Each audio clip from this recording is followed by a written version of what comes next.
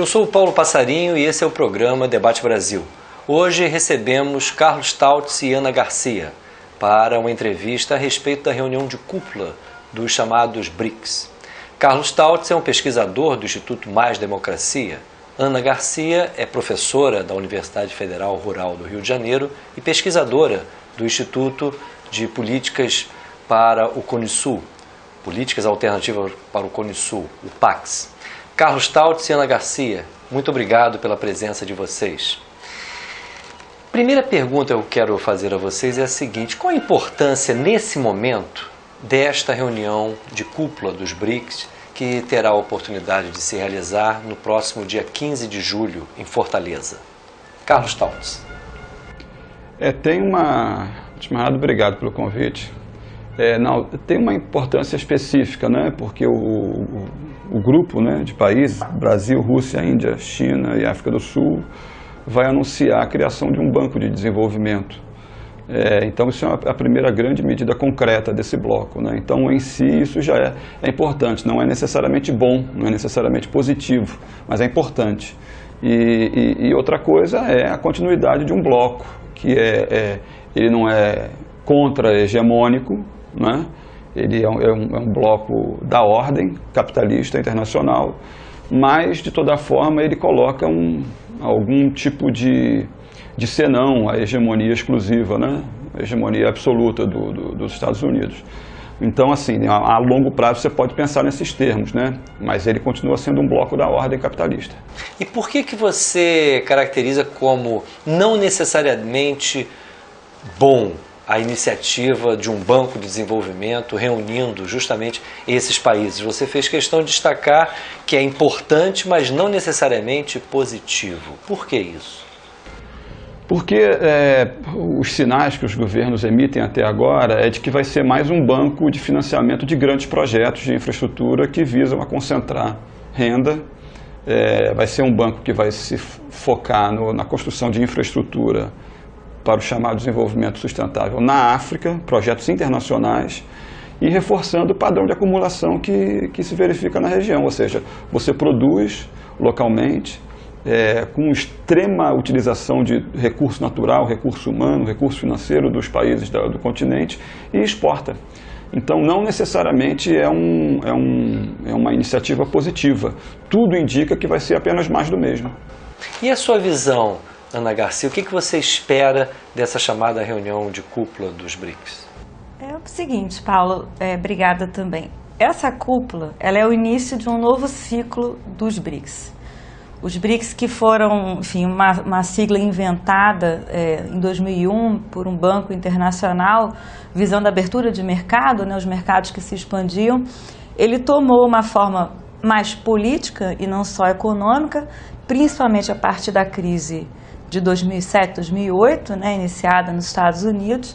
A primeira cúpula foi na Rússia, logo da crise, e a gente veio com um ciclo, né, de cada país, então sediou uma cúpula que terminou em Durban no ano passado. Então a gente tem agora um novo início. E um novo início que, como o Tautz já colocou, coloca um movimento institucional, quer dizer, um grupo que ninguém dava nada, digamos assim, porque são muito diferentes, porque a China claramente desponta dos demais, porque não há uma regionalidade entre eles, quer dizer, não há uma integração regional no sentido clássico. Muita gente duvidava, né, que esse grupo iria durar. A crise dá um empurrão, digamos assim, no coletivo BRICS, que passa a agir mais ou menos coeso nas instâncias multilaterais de tentativa de solução e saída da crise, principalmente o G20, né, pautando, por exemplo, reforma do FMI e pautando algumas saídas comuns, né, anticíclicas da crise, para um passo além, que aí sim eu acho que é a grande novidade, que é um banco, que é uma instituição comum desses países, além do fundo de reservas. Então a gente está agora dando início a uma nova fase desses chamados BRICS. Vai ser fundamental essa cúpula. E você acredita que essa articulação multilateral possa se contrapor à hegemonia hoje americana, especialmente nessa área de financiamento de grandes projetos? Ou você concorda com Carlos Tautz quando ele aponta que, na verdade, apesar dessa iniciativa ser desvinculada dos interesses dos Estados Unidos, ele compõe, na verdade, e reforça uma hegemonia já existente no mundo capitalista? Pois é interessante ver como é que foram as visões até agora. E no início foi muito interessante, porque os americanos, os europeus, colocavam os BRICS ou como aquele bloco que não tem nenhum significado, não vai dar em nada efetivamente, ou um bloco que apresenta um certo perigo que poderia se contrapor à hegemonia americana e os Estados Unidos deveriam conter, principalmente a aspiração de ter mais participação dentro das instituições existentes. E um outro grupo, uma outra perspectiva também desde o início que foi bem interessante acompanhar é a ideia de que os BRICS são contra-hegemônicos. Os BRICS são uma alternativa, é um grupo de países da periferia, do sul global e que vai finalmente romper com a hegemonia dos países centrais, das potências tradicionais. E o que a gente viu até agora não é nenhum nem outro, é muito mais uma acomodação dessas novas potências dentro de uma ordem existente.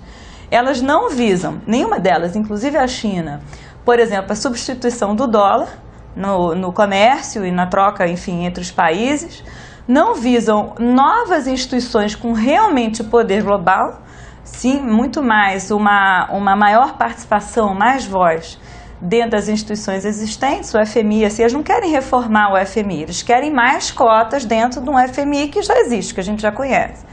Não querem uma nova organização comercial, não querem uma nova ONU, nem é a aspiração de virar, digamos assim, a mesa do jogo internacional. É mais participar dentro desse jogo com mais voz e com mais espaço, né? E o banco, ele vem como uma ideia alternativa aos empréstimos internacionais do FMI, um banco de desenvolvimento, né, como eles dizem, inspirado nos bancos nacionais, mas que vai fazer, como o Tato já disse, ele visa fazer mais do mesmo, que é o financiamento, de um lado, à infraestrutura, de outro, ao que eles chamam de projetos de desenvolvimento sustentável. Só que não é dito, e nós já questionamos várias vezes as autoridades, como vai ser a participação, por exemplo, das populações dos países na decisão desses projetos. Tal como os bancos nacionais de desenvolvimento hoje, essa decisão não passa por um viés mais democrático, né? É uma decisão pautada em cima de projetos, e projetos têm que ter viabilidade econômica, tem que ter retorno, né? Então eles vão fazer mais ou menos aquilo que a gente já conhece. Apresentam uma alternativa, como o Taut já colocou, diante do que a gente já conhece, diante do que existe, apresentam uma novidade, porque são países novos, digamos assim, como protagonistas no cenário internacional. Mas não vão fazer necessariamente algo muito diferente, porque, mais uma vez, a gente vê os recursos públicos indo para uma alavancagem, né, de acumulação das mesmas grandes empresas, dos mesmos grandes projetos que têm muitos impactos sociais e ambientais já aqui nos nossos países. A gente sabe também que na China tem, na Índia também. Então é duvidoso se vai ser realmente uma alternativa. Carlos Tautz, na visão da Ana Garcia, principalmente as grandes empresas seriam as principais beneficiárias, pelo menos pelo que eu entendi, das linhas de financiamento desse futuro banco. Em que medida, se essa for uma avaliação correta, esse banco se diferenciaria, por exemplo, do papel que hoje o BNDES já cumpre junto às grandes empresas brasileiras, ou mesmo outras instituições financeiras, como o Banco Interamericano de Desenvolvimento, no âmbito aqui da nossa América Latina, ou o Banco Mundial, no plano internacional? Quais seriam as diferenças entre essa nova articulação e essas outras instituições financeiras já existentes? Em essência, não tem diferença nenhuma. A essência é rigorosamente a mesma. Ocorre que você tem um grupo de países que conseguiu acumular reservas expressivas, muito em função do papel de exportador de commodities, produtos primários que eles têm, desde 2008. Estima-se que esses 5 países tenham quase 5 trilhões de dólares em reserva, né? E essas reservas agora estão sendo utilizadas para impulsionar as corporações, os grandes grupos multinacionais baseados nesses países, para atuar em outros países. Não tem diferença. Por isso que eu digo que, em essência, é a mesma coisa. Agora, o que muda é a escala, né, passarinho?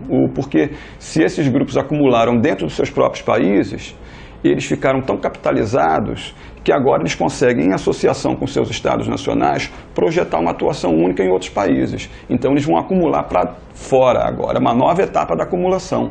Antes acumulava internamente aos países, agora eles vão acumular atuando em outros países. No caso do Brasil é muito claro essa convergência de interesses, essa articulação de interesses entre grupos privados e o Estado brasileiro, que perdura independentemente de governo. Pode ser o PSDB, o PT, não importa. É uma estratégia de Estado. Então você tem as empreiteiras, são um dos grupos principalmente privilegiados.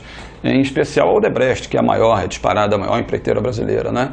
Na verdade, é até errado a gente chamar esses grupos de empreiteiro, porque eles atuam ao mesmo tempo em tantas áreas que não é mais só construção civil, né?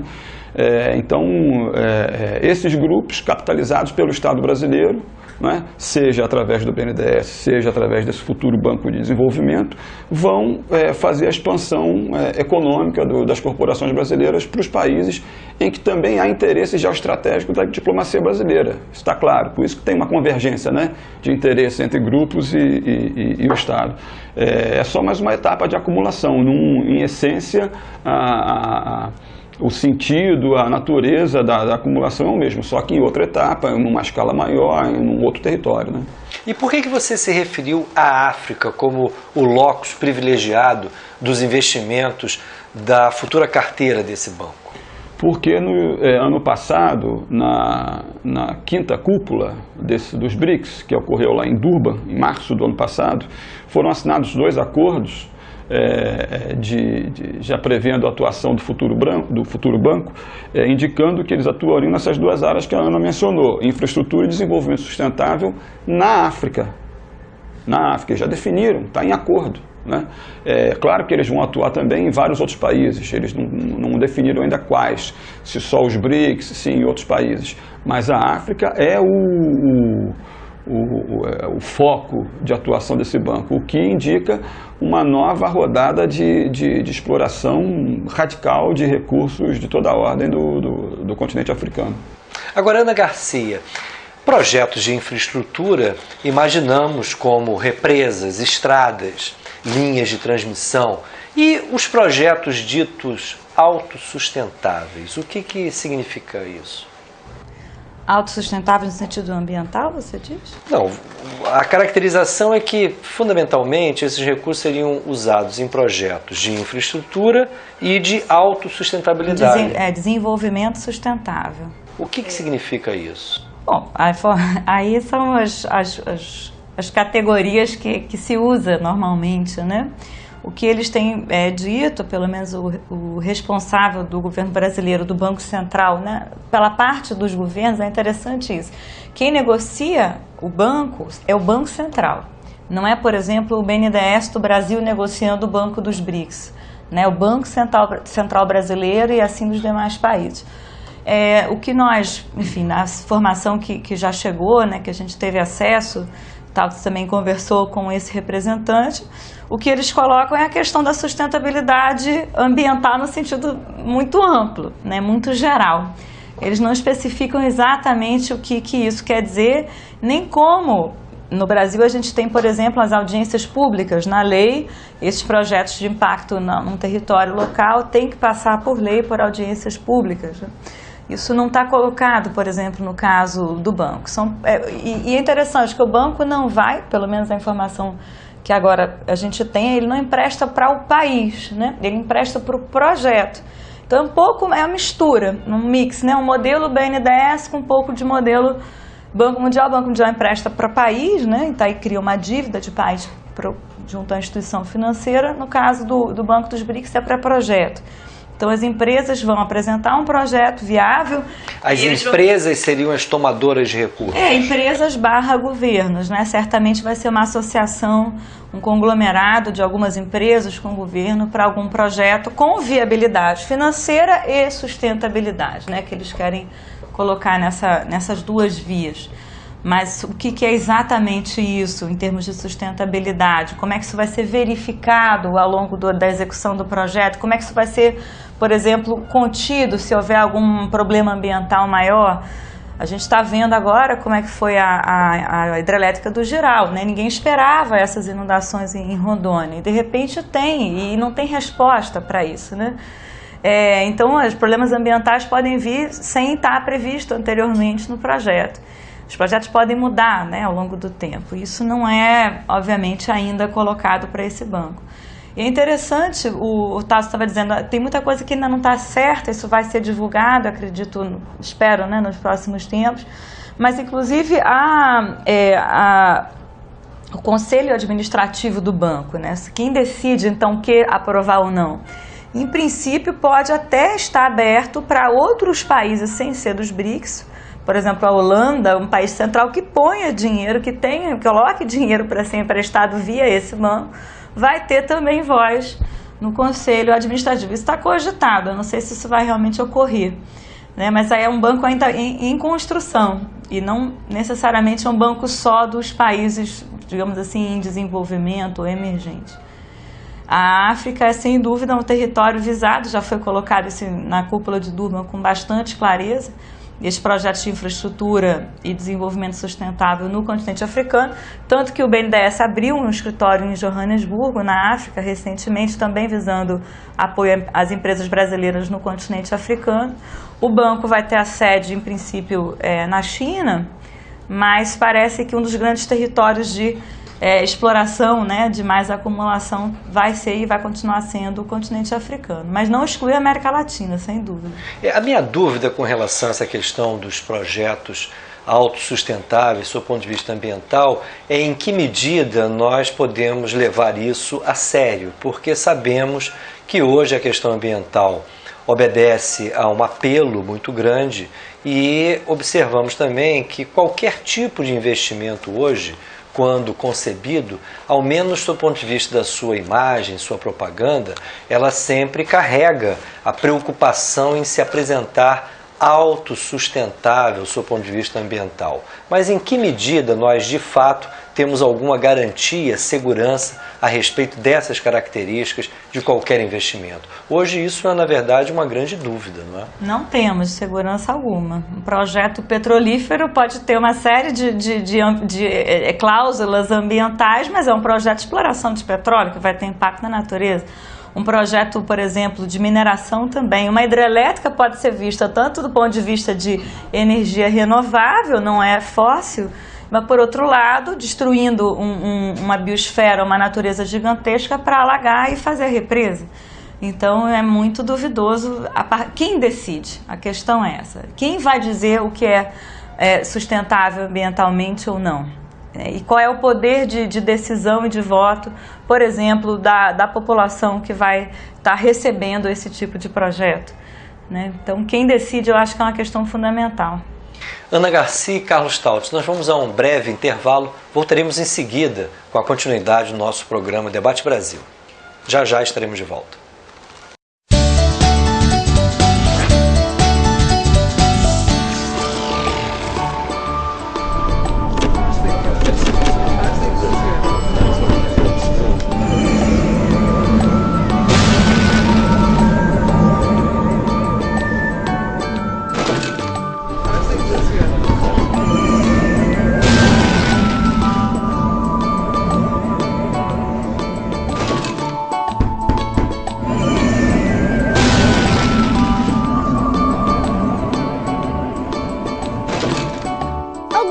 Está errada, não é?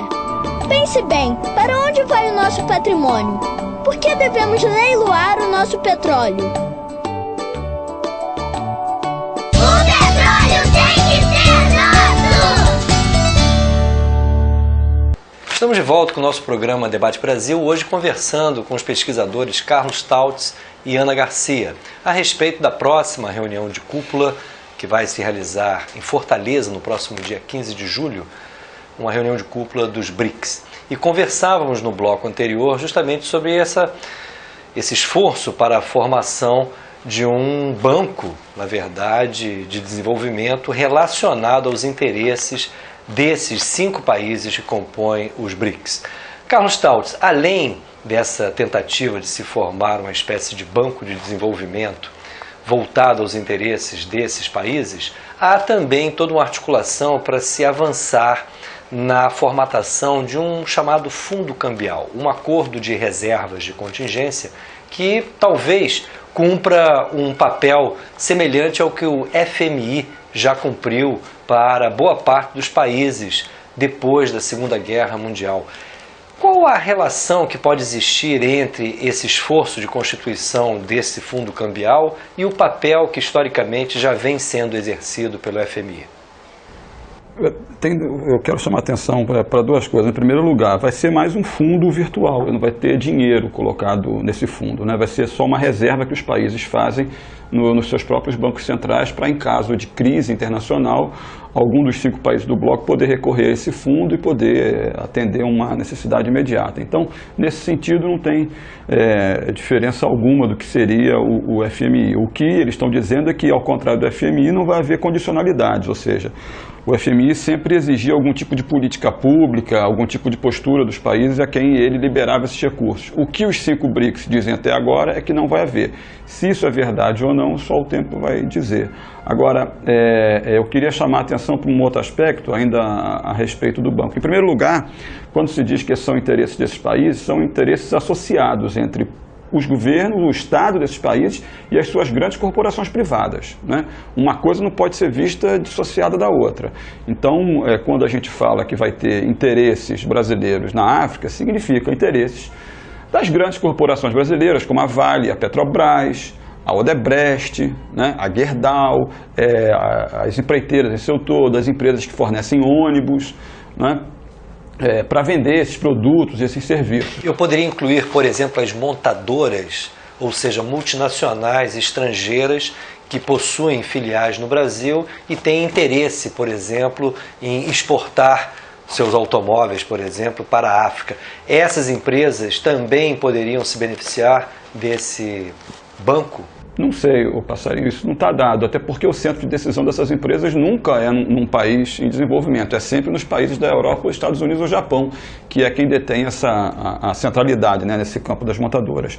O que é necessário ressaltar é que, apesar de esse futuro banco levar um nome desenvolvimento, ele a rigor é um banco de financiamento. Né? Um banco comercial igualzinho a outro banco qualquer.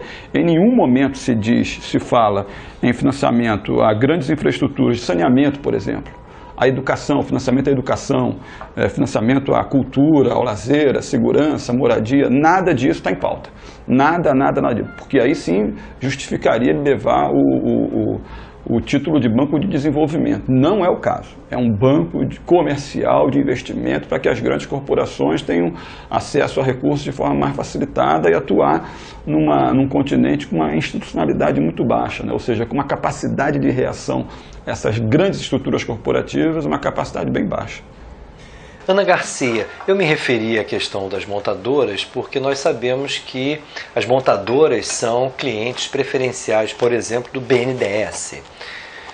Nesse sentido, quando se fala em África, temos que observar muito bem quais os interesses objetivos de grandes empresas que possuem negócios no Brasil e que se voltam hoje para a África. A política, inclusive externa, do governo brasileiro nos últimos anos me parece muito atenta nessa questão.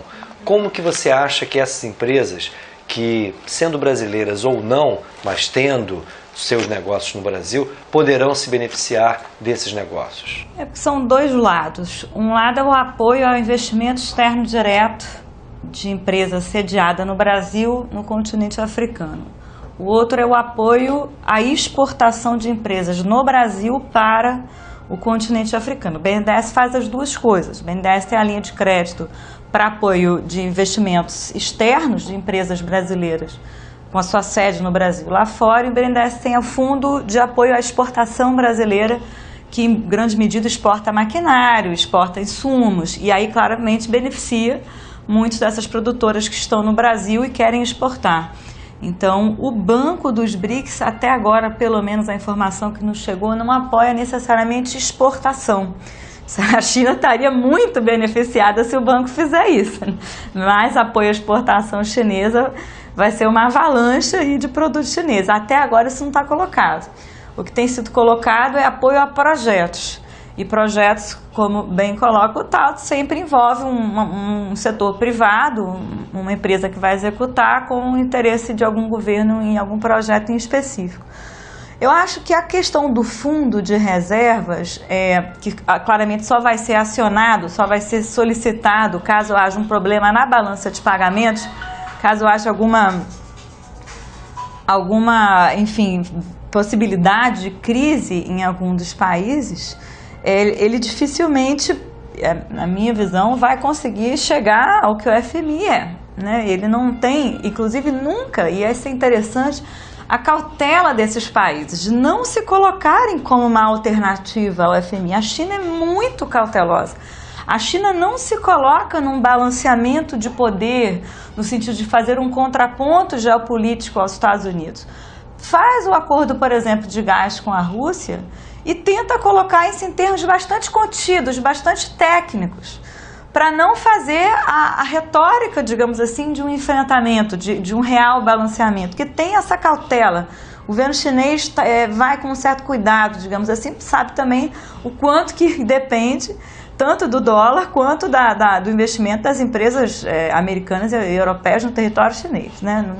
A China não cresce à toa, a China cresce alavancada pelo capital ocidental, as empresas que estão lá são empresas ocidentais.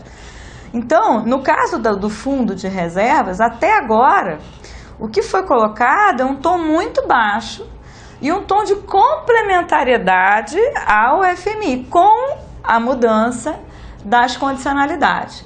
E isso é interessante, porque isso já é a prática, por exemplo, de empréstimos do governo chinês, por exemplo, com países africanos. Né? A Angola tem um caso que foi muito famoso, né, que rompe uma negociação com o FMI em 2004 para tomar um empréstimo de 4 bilhões de dólares com o governo chinês, e isso gera toda uma nova fase, digamos assim, de enxurrada de crédito ao governo angolano, precisamente por não impor políticas macroeconômicas e fiscais ao governo angolano e a vários outros. Então, claro que a gente está aí diante de uma novidade, que é essa não imposição, mas que, por outro lado, significa, e isso acho que a gente tem que estar muito atento, a novos endividamentos sul-sul. Novas formas de endividamento entre países do sul global, e não só entre países do sul global com as instituições financeiras multilaterais e com os países do norte. Como é que essas dívidas serão negociadas? Essas dívidas criarão novas situações de dependência? Quer dizer, o mundo está ficando mais complexo daquilo que a gente conhecia até então. Essa cautela que você caracteriza como uma conduta, especialmente da política externa chinesa, ela obedece a uma visão de correlação de forças no campo internacional, ou é muito mais um estilo chinês de busca de uma identidade maior na política global, e onde, evidentemente, não seria conveniente aos chineses algum tipo de atitude que viesse a ser considerada como beligerante pelos Estados Unidos, que, como muito bem você lembrou, possui uma parceria muito forte com a China, não somente do ponto de vista financeiro, mas especialmente do ponto de vista produtivo. Ambas as coisas, ao meu ver. Tanto diz respeito a um viés na política externa chinesa, quanto uma prática que tem sido adotada precisamente pela China, apesar do crescimento econômico, ainda não conseguir, digamos assim, chegar a uma posição de poder, não acumula, por exemplo, poder militar ainda o suficiente, apesar de ter crescido muito nos últimos tempos. Poder militar chinês, muito investimento, mas não chega ainda aos pés, poder militar e naval chinês não chega ainda aos pés do poder americano nesse sentido. O que tem, assim, a gente sabe, uma reserva gigantesca de dólares, o Fundo Soberano Chinês é gigantesco, depende do dólar para conseguir se manter crescendo do jeito que a gente conhece, depende do investimento de empresas ocidentais no território chinês para continuar mantendo seu crescimento. Então, tem uma cautela interessante, mas que, ao mesmo tempo, não leva a que a China seja uma simples aliada. né? O Japão era mais um aliado nos anos 80 dos Estados Unidos do que um contraponto, apesar do seu crescimento econômico ter representado em algum momento, né, na análise de alguns, uma possível nova potência. Hoje a China não é um novo Japão no mesmo sentido. A China já tem alianças com outros países, os BRICS é um exemplo, que já aponta para um relativo balanceamento de poder, que é a linguagem que a gente chama nas relações internacionais. Mas é um balanceamento brando, porque precisamente as relações econômicas são extremamente interdependentes, extremamente interligadas. Então, não dá para se desvencilhar rapidamente do poder americano. E a gente não tem isso, é uma mudança também interessante. A gente teve nas mudanças hegemônicas na ordem mundial sempre uma grande guerra antecedendo essas mudanças. Wallenstein, os teóricos do sistema mundo, sempre vem analisando historicamente essas mudanças de ciclo hegemônico, sempre depois de uma grande guerra.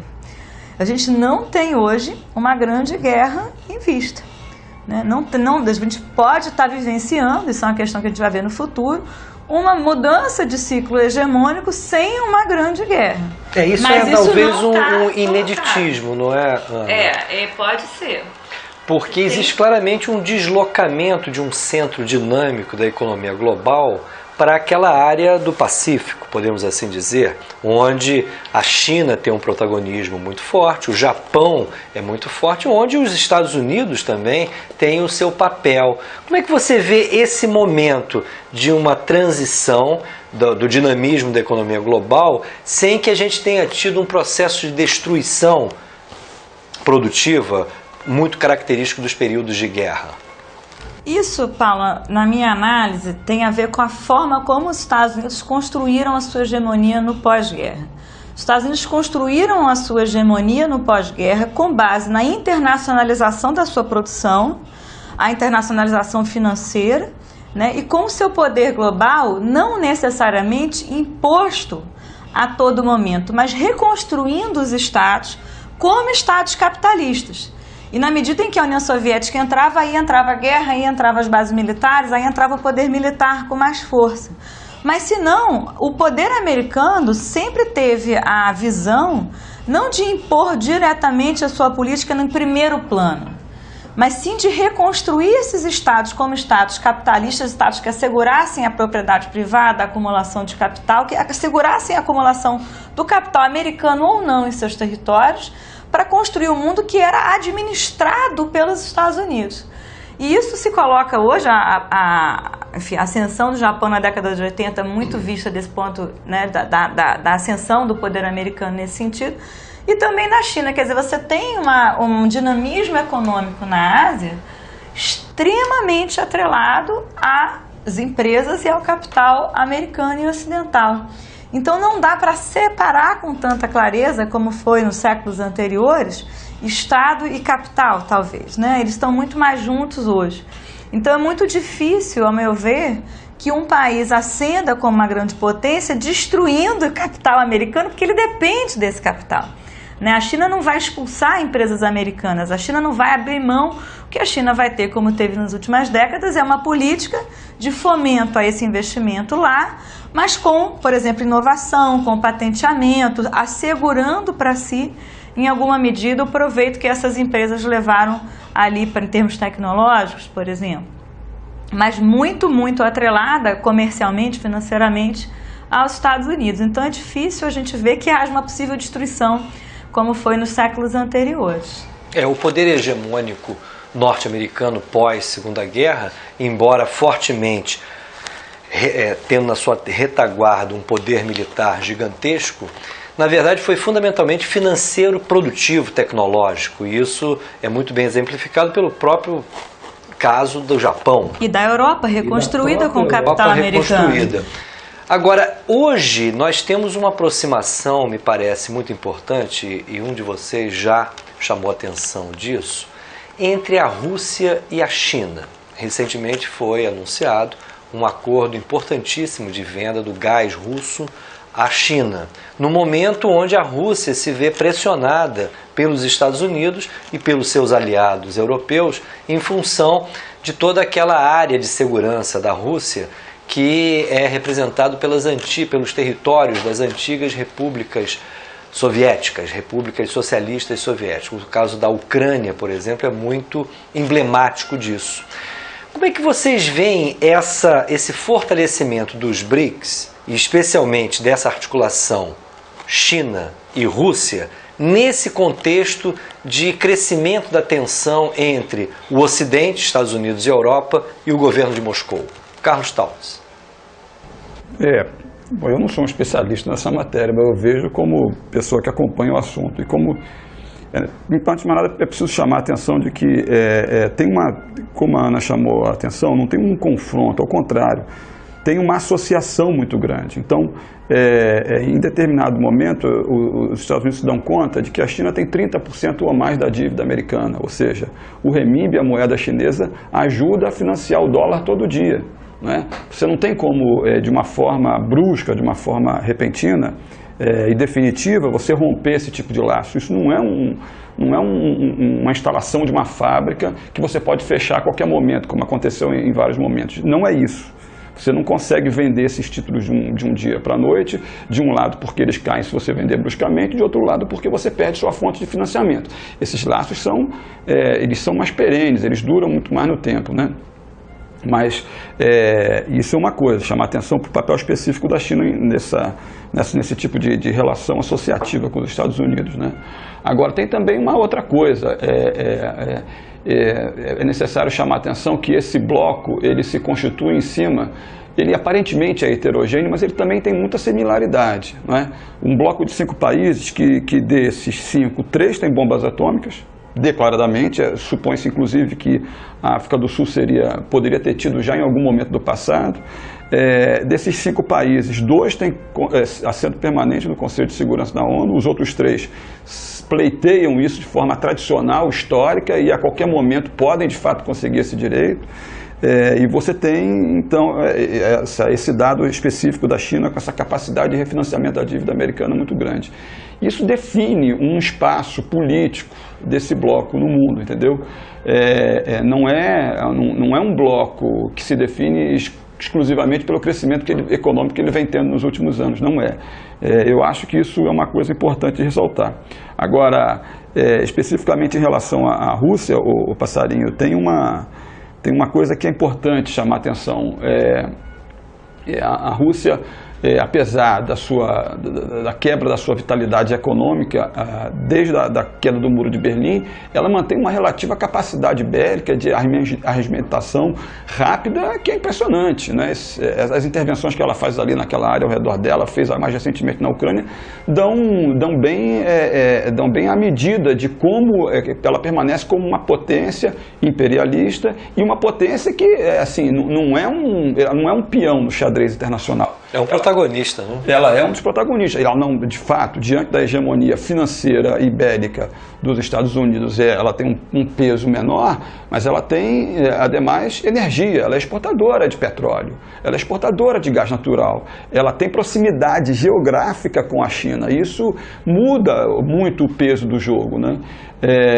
Esse acordo do gás é importante que em poucos anos esse acordo vai render algo da ordem de 300 bilhões de dólares para a Rússia. Isso tendo em vista o PIB da Rússia, isso é muito, muito, muito, muito relevante.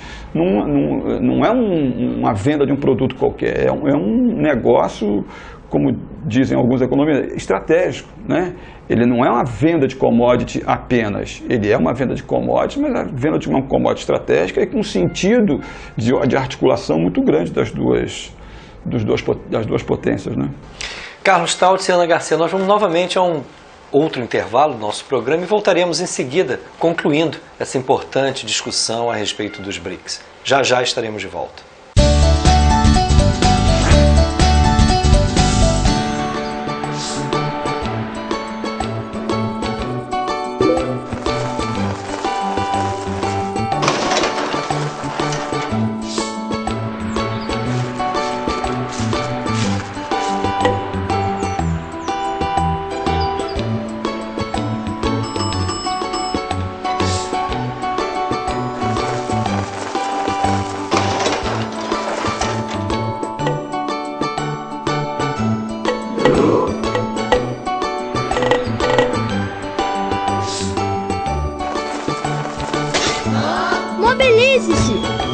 deixe que levem o nosso petróleo.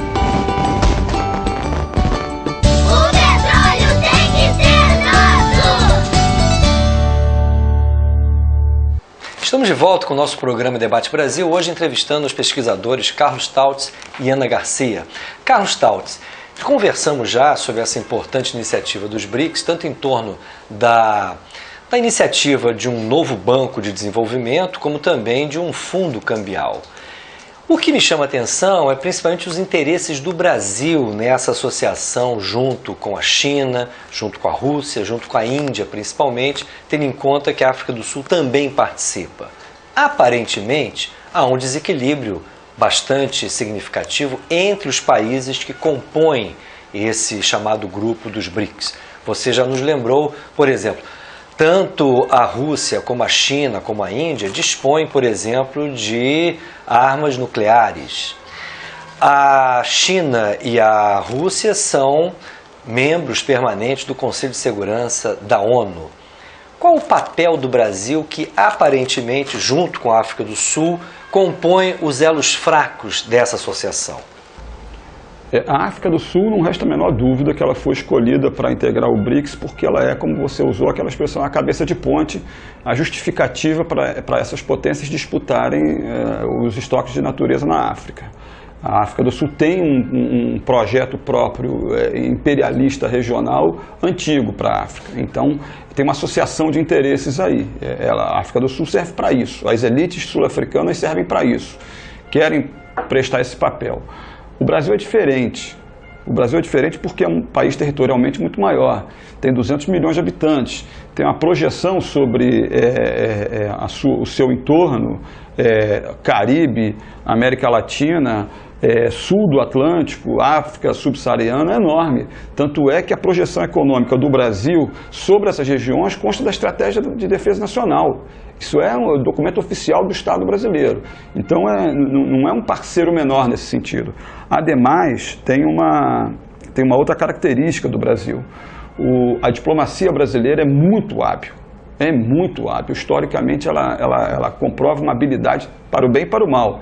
Mas do ponto de vista da habilidade, da técnica da negociação diplomática, a diplomacia brasileira é muito hábil. Tanto é que o Brasil, habilmente, se exclui da disputa pela sede do futuro Banco de Desenvolvimento, mas tudo leva a crer que por trás dessa autoexclusão está a negociação do primeiro presidente do banco. É possível que o Brasil, a gente não tenha essa informação objetiva, ninguém do poder público brasileiro vem a público dizer isso, estamos negociando, estamos pleiteando, mas é muito provável que, usando essa habilidade da diplomacia brasileira, esse cargo de primeiro presidente do banco esteja sendo disputado pelo Brasil, porque esta pessoa tem um papel central no que vai ser esse banco. Quem tomar a frente, liderar o processo agora, vai dar a dinâmica que o banco vai funcionar nos próximos anos, certamente, né? Então, o Brasil não é um sócio menor nessa história. Ele de fato, ele não tem a capacidade bélica da Rússia, ele não tem o peso econômico na China, mas ele tem outras características que dão um papel muito específico para ele. Ana Garcia, pelo que eu entendi do Carlos Tautz, o caso da África do Sul é estratégico para a projeção de interesses de empresas desses outros países, da China, da Rússia, do próprio Brasil, na África. Mas ao mesmo tempo, também. E da própria África do Sul, correto. Mas ao mesmo tempo, Carlos Tautz teve o cuidado de dizer que o caso do Brasil em relação à América do Sul é distinto. Você concorda com isso? Concordo. A política externa brasileira não é isolacionista, né? O Brasil ele não se isola nem das potências centrais e nem do sul global, né? O Brasil é um bom mediador nesse sentido. E o Itamaraty vem colocando, aí desde o início do governo Lula, que o fortalecimento das relações sul-sul, no sentido da diversificação comercial, diplomática brasileira, né? O Brasil, a partir de 2003, se volta à América do Sul, se volta à África, nos 2 mandatos do Lula, com relativa somente continuidade com a Dilma, ele se volta ao sul global para ter maior projeção, mais voz, mais capacidade de atuação nas esferas multilaterais, nas esferas globais. O Conselho de Segurança da ONU é um sonho antigo brasileiro, mas também nas outras esferas. Então, o Sul, vamos dizer assim, as relações Sul-Sul brasileiras, elas não são somente benevolentes, de amizade, como várias vezes o Itamaraty coloca. E, ao mesmo tempo, a América do Sul, em específico, é um território de influência e atuação brasileira sem nenhuma dúvida. Então, não é que o Brasil abre as portas da América do Sul para as outras potências ou para a China, muito pelo contrário, até porque aqui a gente está no continente americano, né, cuja potência principal a gente sabe bem qual é. Então, não é a mesma coisa que o papel da África do Sul. Né? O Brasil ele se coloca ali como uma grande potência regional. Então, na América do Sul, né? Obviamente aí abaixo da influência americana, mas dialogando, às vezes divergindo com ela, né? O que a gente chamaria aí de uma cooperação antagônica entre Brasil e Estados Unidos na América do Sul. E a China entra com toda a força aqui, não há dúvidas, na mineração, no petróleo, também no agronegócio, nesse sentido, em alguma medida, competindo com o Brasil, e não em aliança BRICS, né, mas em competição. E você considera que o Brasil esteja resguardado dessas pressões? Você já nos lembrou que o Brasil encontra-se numa área de influência direta dos Estados Unidos, historicamente. Podemos até dizer culturalmente hoje em dia. Ao mesmo tempo, nós sabemos que a China vem crescentemente descobrindo também a América do Sul e particularmente o Brasil.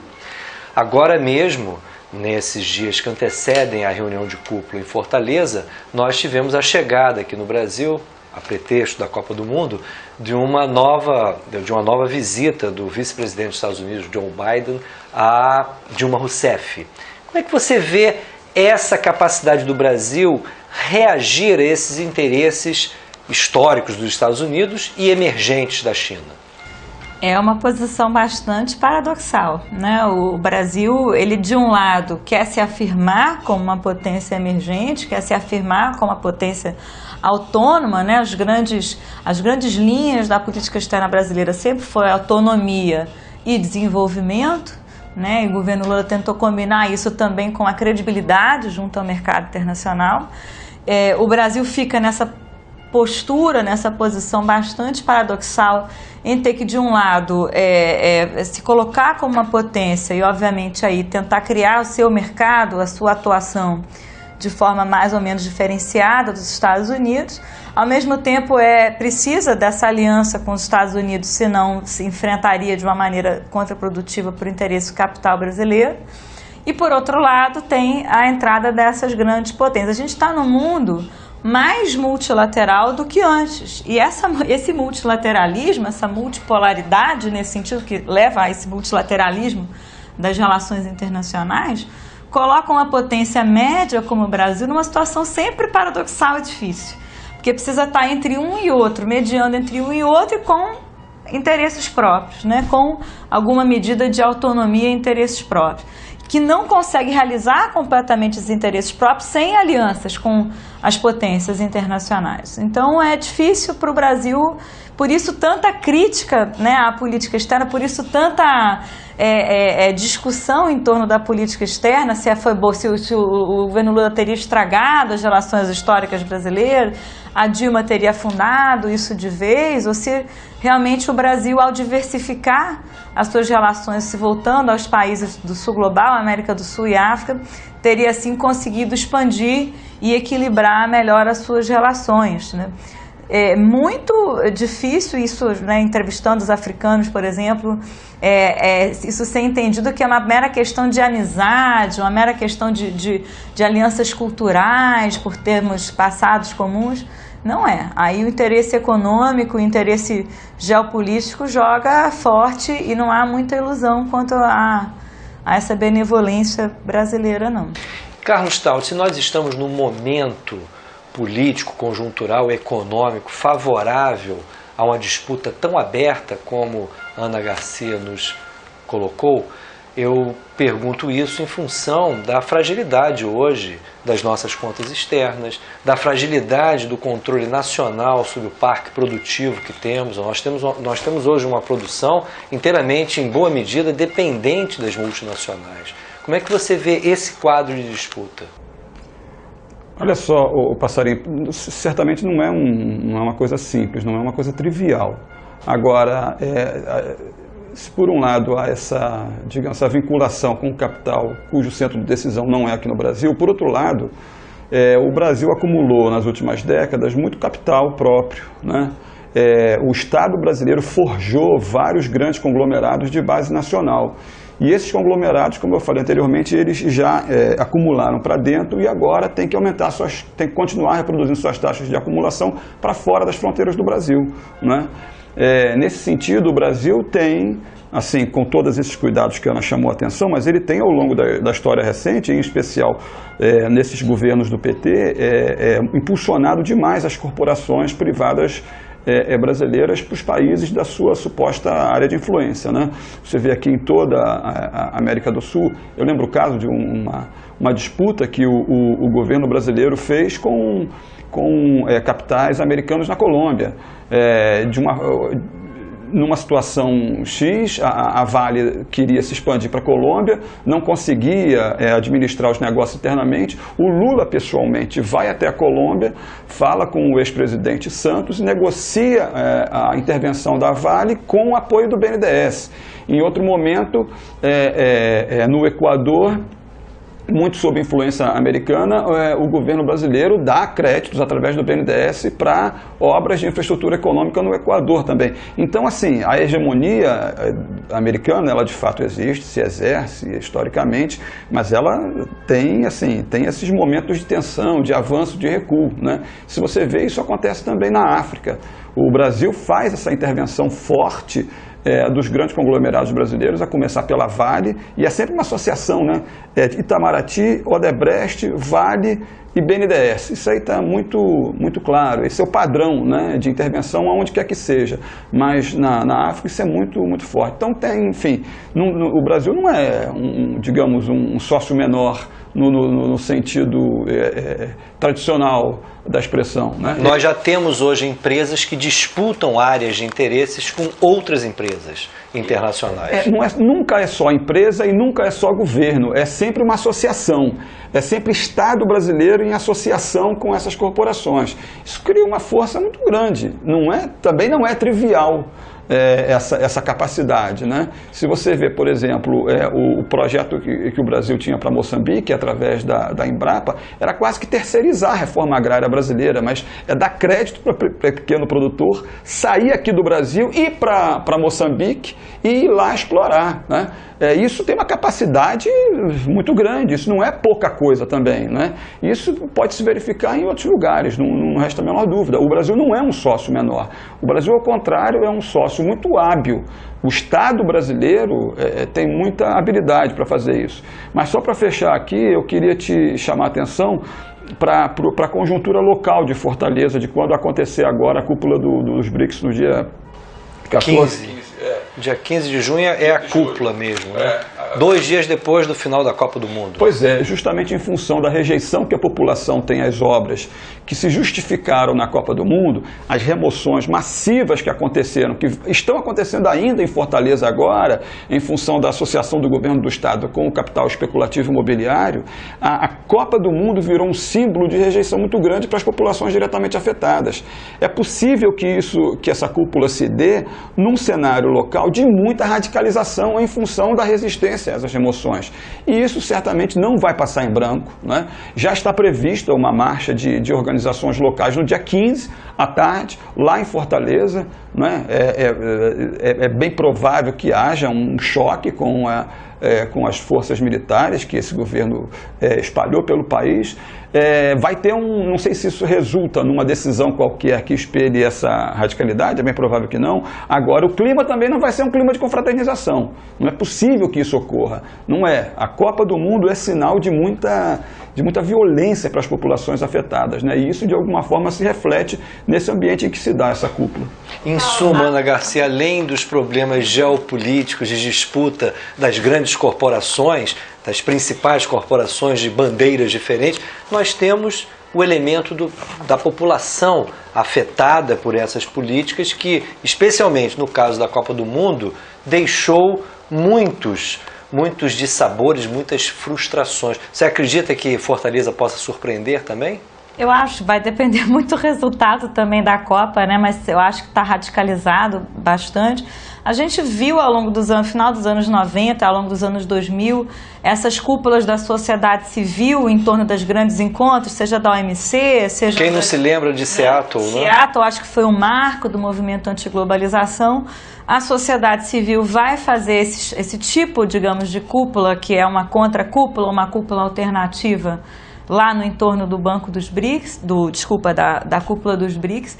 O que é interessante notar é que, assim como as outras instituições e organizações, não há espaço, obviamente, de participação, né? Não há uma abertura, né, nessa cúpula para participação de atores não governamentais. O que você tem, pelo contrário, é uma cúpula das empresas, a cúpula empresarial dos BRICS, e você tem a cúpula, você teve o encontro dos acadêmicos dos BRICS, que foi em março, aqui no Rio de Janeiro. Mas você não tem uma inserção direta lá de participação.